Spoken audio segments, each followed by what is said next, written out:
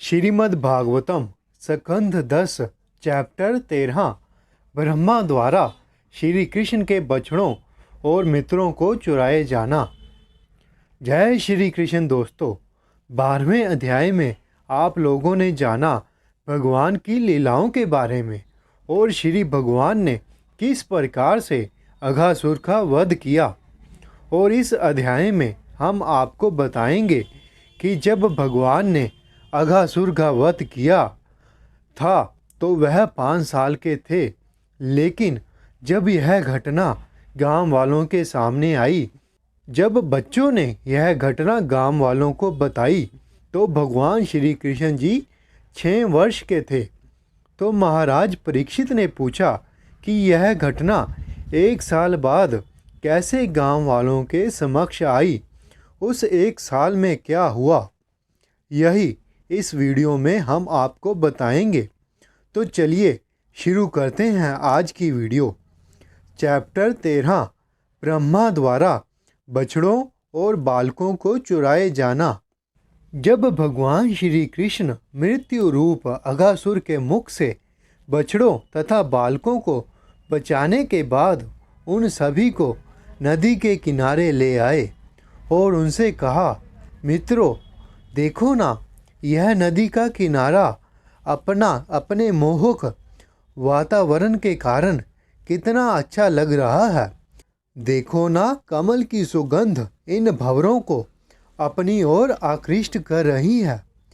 यहाँ की बालू मिट्टी साफ और मुलायम है। यह हमारे खेलने के लिए उत्तम स्थान है।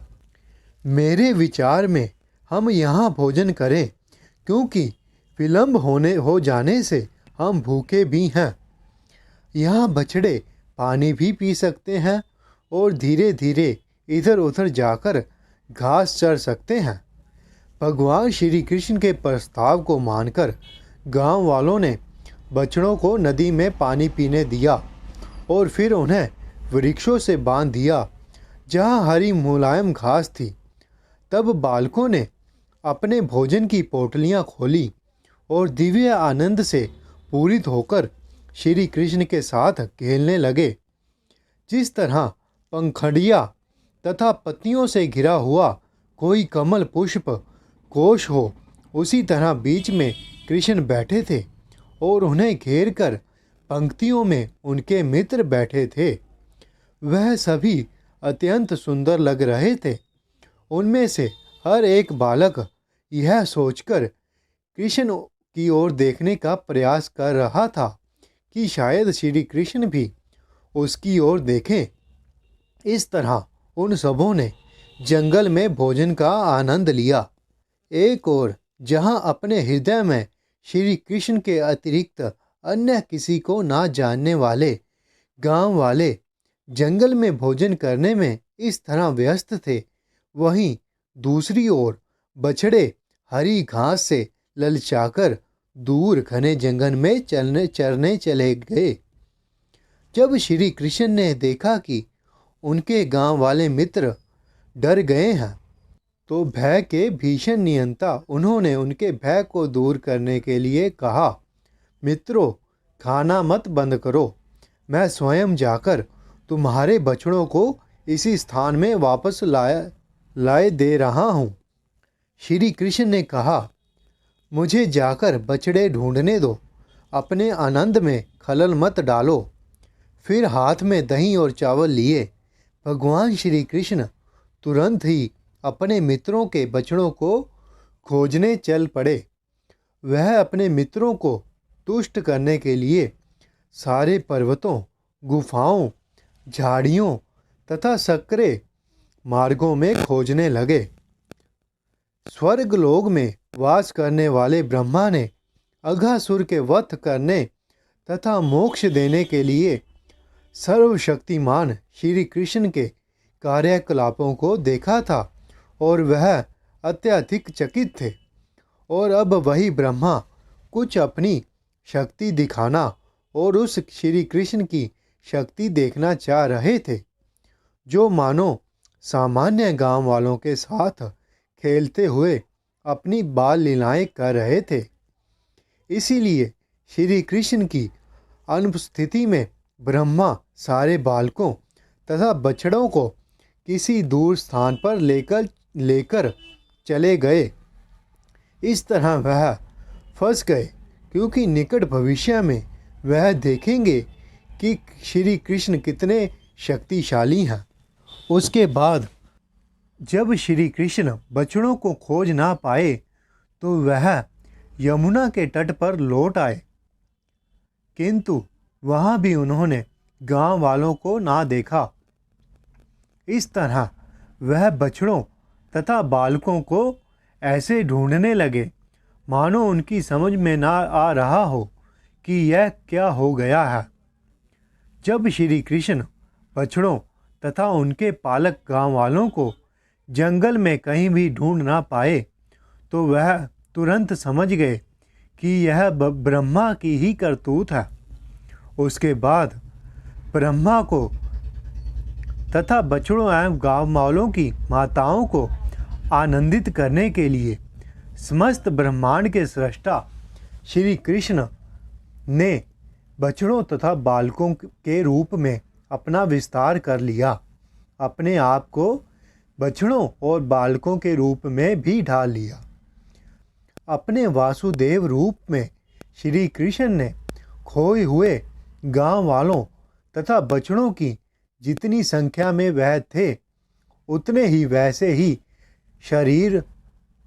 शारीरिक स्वरूपों को, उसी तरह के हाथों को, पांवों तथा अन्य अंगों को, उनकी लाठियों, तुरहियों तथा बंसियों, उनके भोजन के छीकों, विभिन्न प्रकार से पहनी हुई उनकी विशेष वेशभूषाओं तथा गहनों, उनके नामों, उनकी उम्रों तथा विशेष कार्यकलापों एवं गुणों से युक्त स्वरूपों में अपना विस्तार कर लिया।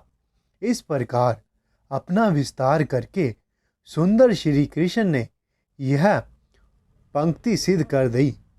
समग्र जगत विष्णुमयम, भगवान विष्णु सर्वव्यापी हैं। इस तरह अपना विस्तार करने के बाद जिससे वह सभी बछड़ों तथा बालकों की तरह लगे और साथ ही उनके अगुआ भी लगे, श्री कृष्ण ने अपने पिता नंद महाराज की ब्रज भूमि में इस तरह प्रवेश किया जिस तरह वह उन सबके साथ आनंद मनाते हुए सामान्यता किया करते थे।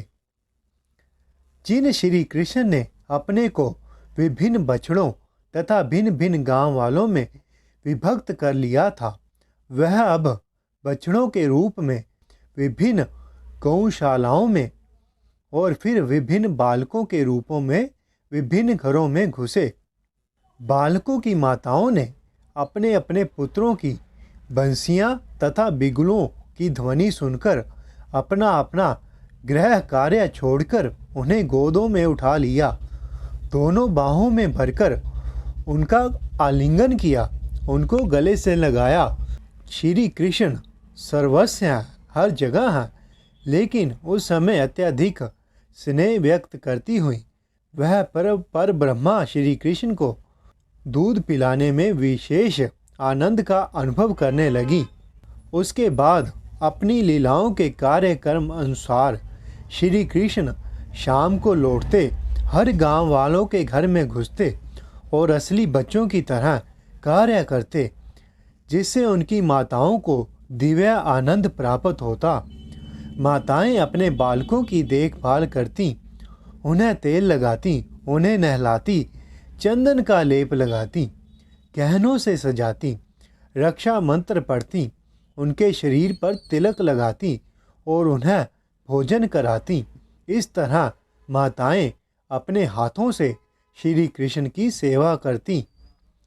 प्रारंभ से ही गोपियों का श्री कृष्ण के प्रति माता की तरह स्नेह था। श्री कृष्ण के प्रति उनका यह स्नेह अपने पुत्रों के प्रति स्नेह से भी अधिक था। इस तरह स्नेह प्रदर्शन में वह श्री कृष्ण तथा अपने पुत्रों में भेद बरतती थी, किंतु अब वह भेद दूर हो चुका था।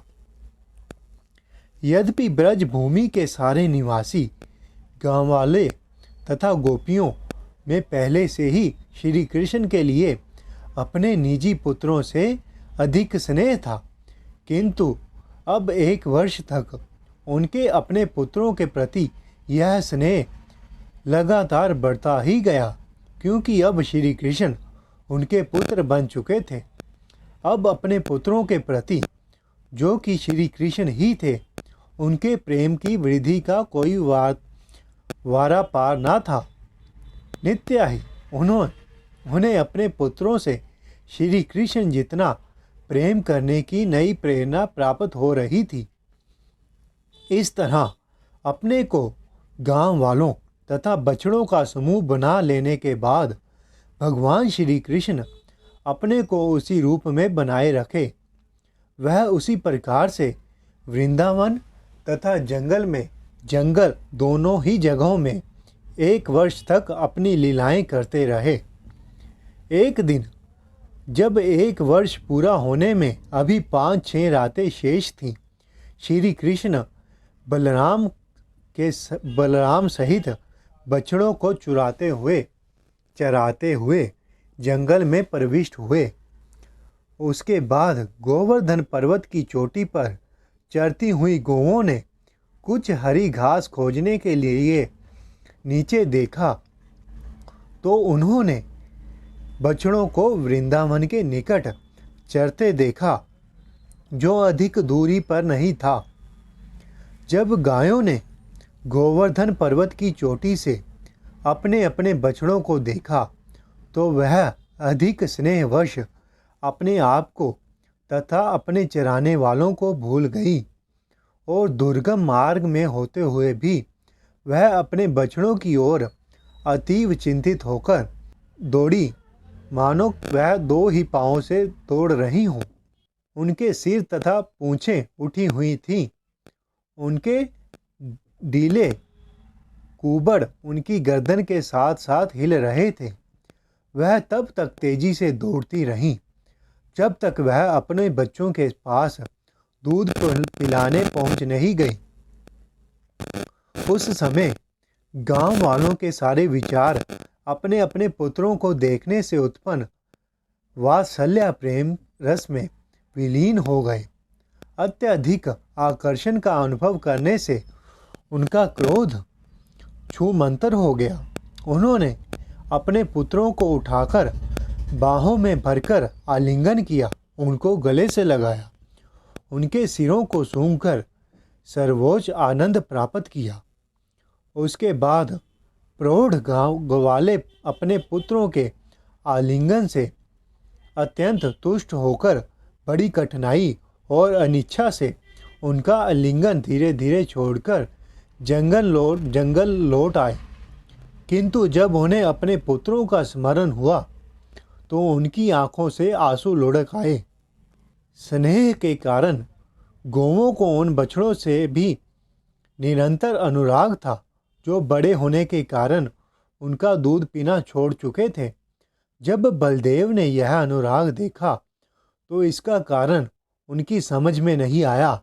अंत वह इस प्रकार सोचने लगे, यह विचित्र घटना क्या है।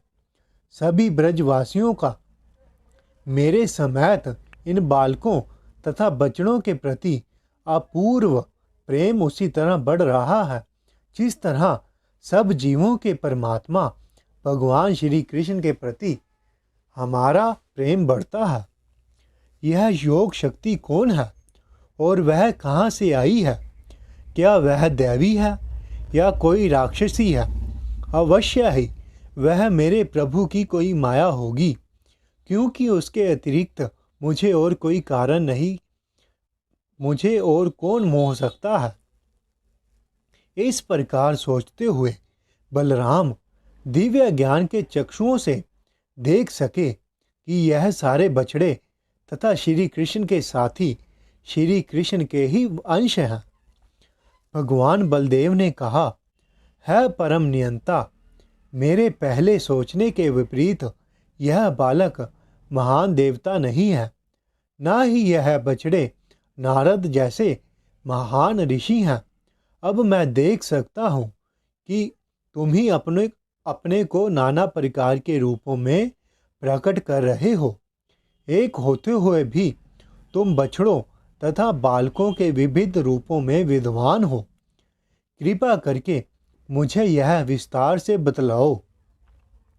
बलदेव द्वारा इस प्रकार प्रार्थना किए जाने पर श्री कृष्ण ने सारी स्थिति समझा दी और बलदेव उसे समझ भी गए।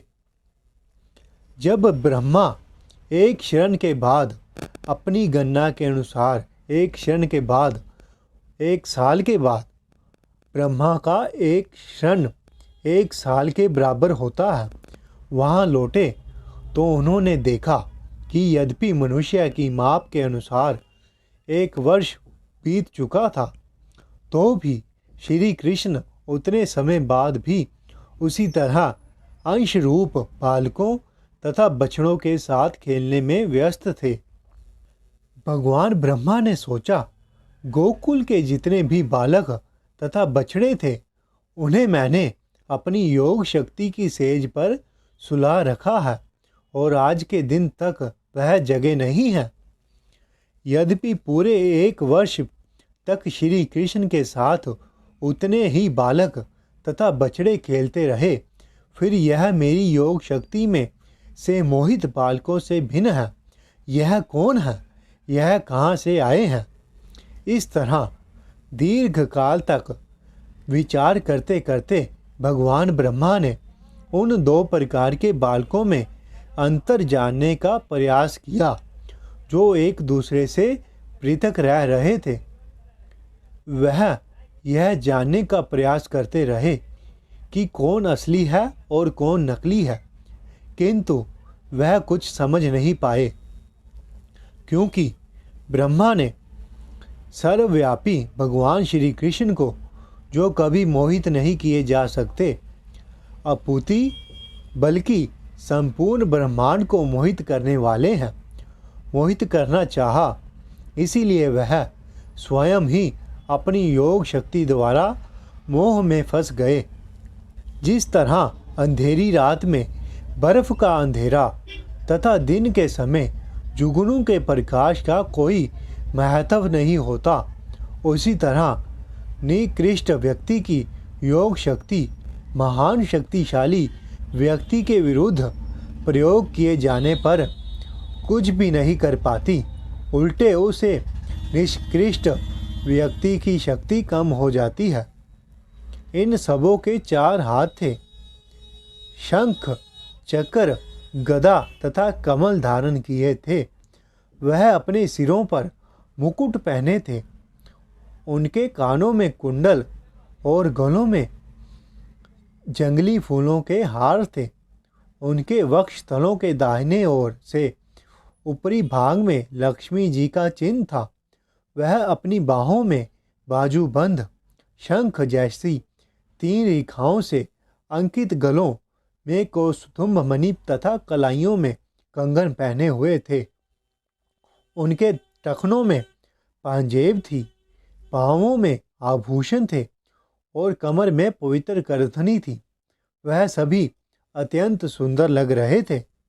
तब भगवान ब्रह्मा ने देखा कि काल, स्वभाव, संस्कार, काम, कर्म तथा गुण, यह सभी अपनी स्वतंत्रता खोकर पूर्णता भगवान की शक्ति के अधीन होकर स्वरूप धारण किए हुए थे और उन विष्णु मूर्तियों की पूजा कर रहे थे। वह समस्त विष्णु मूर्तियां शाश्वत असीम स्वरूपों वाली, ज्ञान तथा आनंद से पूर्ण एवं काल के प्रभाव से परे थी। उपनिषदों के अध्ययन में रत ज्ञानी जन भी उनकी महंती महिमा का स्पर्श तक नहीं कर सकते थे। इस प्रकार भगवान ब्रह्मा ने पर ब्रह्मा को देखा, जिनकी शक्ति से यह संपूर्ण ब्रह्मांड सारे चर तथा अचर प्राणियों समेत व्यक्त होता है। उन्होंने उसी के साथ ही सारे बछड़ों तथा बालकों को भगवान के अंशों के रूप में देखा।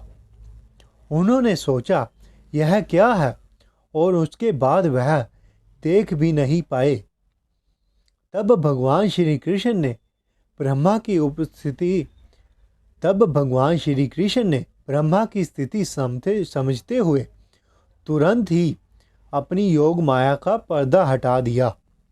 तब ब्रह्मा की बाहरी चेतना वापस लौटी और वह इस तरह उठ खड़े हुए मानो मृत व्यक्ति जीवित हो उठा हो।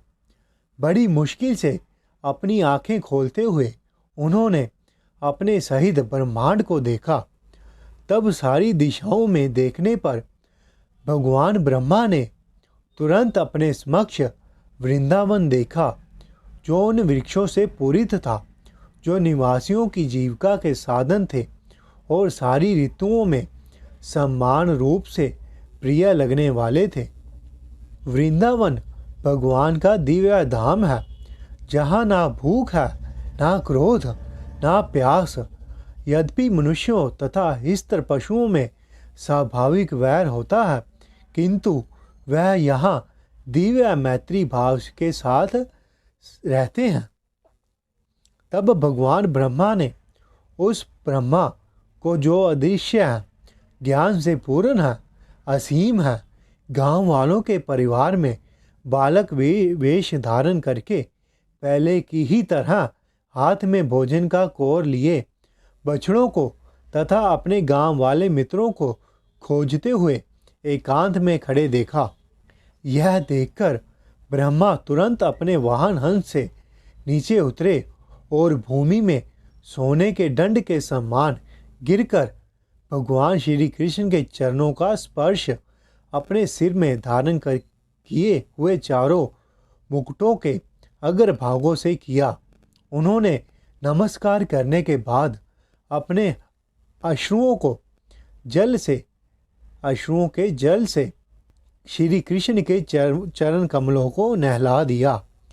काफ़ी देर तक भगवान के चरण कमलों पर बारंबार उठते हुए और फिर नमस्कार करते हुए ब्रह्मा ने भगवान की उस महानता का पुनः बार बार स्मरण किया, जिसे उन्होंने अभी अभी देखा था।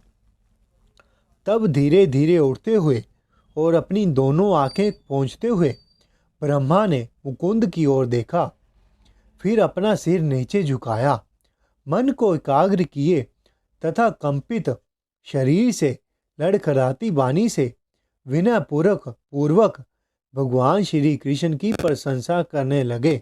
इस प्रकार श्रीमद् भागवतम के 10वें स्कंद के अंतर्गत ब्रह्मा द्वारा पालकों तथा बछड़ों की चोरी नामक 13वें अध्याय का भक्ति वेदांत तात्पर्य संपूर्ण हुआ। जय श्री कृष्ण।